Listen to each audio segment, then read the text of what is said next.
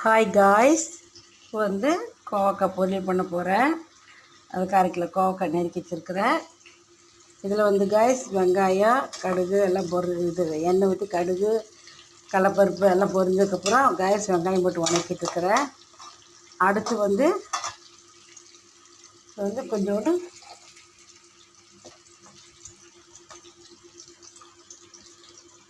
உப்பு போட்டுக்கலாம் காய்ஸ்.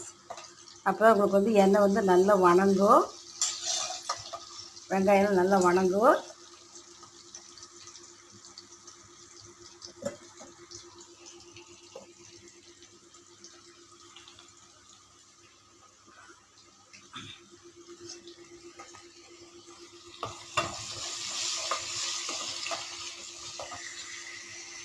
வெங்காயம் நல்லா வதக்கிட்டு இருக்கு காய்ஸ்.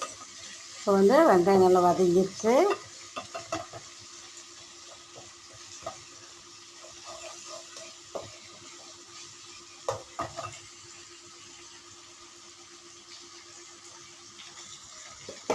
அடுத்து காய்ஸ்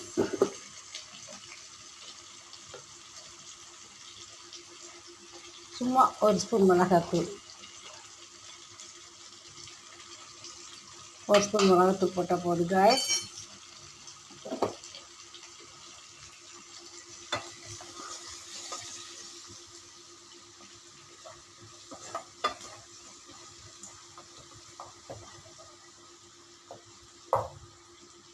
நல்லா ட்ரை ஆயிடுச்சு காய்ஸ் வெங்காயம். அடுத்தது கோவக்காய் போடுறேன் காய்ஸ்.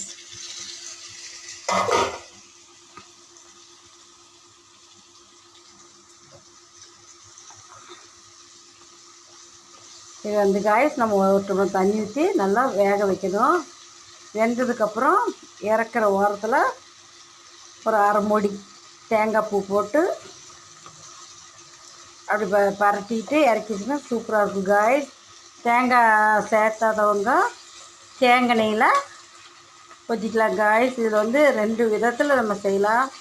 தேங்காய் பூ போட்டு செய்யலாம், இன்னொன்று வந்து தக்காளி இதெல்லாம் போட்டு கொஜ்ஜி மாதிரி, கோவக்காய் கொஜ்ஜி மாதிரி செய்யலாம் காய்ஸ். இப்போ நான் வந்து தேங்காய் பூ கோவக்காய் பொரியல் நான் செய்கிறேன் காய்ஸ். வருது இறக்குற வாரத்தில் உங்களுக்கு வந்து காய்ஸ் நான் வந்து காட்டுறேன். அடுத்து தேங்காய் பூ போட்டுட்டு உங்களுக்கு காய்ஸ் காட்டுறேன்.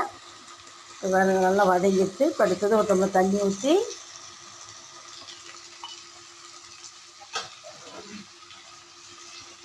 பாரு காய்ஸ். நல்லா ஒரு டம்ளர் தண்ணி ஊற்றி வேக வச்சிட்டோம்னா சூப்பராக வந்துடும் காய்ஸ். இறக்குறோம்.